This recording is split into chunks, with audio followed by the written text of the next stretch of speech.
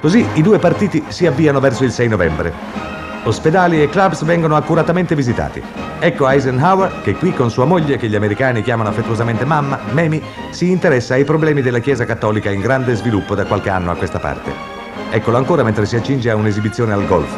Se non manda la pallina in buca non dovrà preoccuparsi. Un cartello infatti ammonisce: guarda lontano, concittadino, il tuo destino è affidato in buone mani.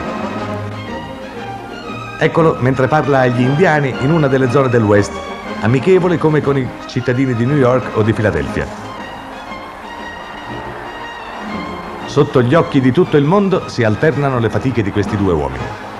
Chi vincerà è difficile dirlo, ma entrambi fanno tutto il possibile perché questo vuole da loro il popolo americano, con la tacita intesa che al risultato acquisito tutti ritornino al lavoro in un clima di collaborazione e di sana emulazione competitiva. È stata una notte storica per l'America, quella del 4 novembre 1952. Insegne luminose e scritte giganti si inseguivano a ritmo vorticoso nelle vaste piazze d'America. Vinse Eisenhower. Il primo gesto di Stevenson fu quello di annunciare alla folla di avergli inviato un caloroso telegramma di omaggio e di congratulazione. I have sent the following telegram to General Eisenhower at the Commodore Hotel in New York.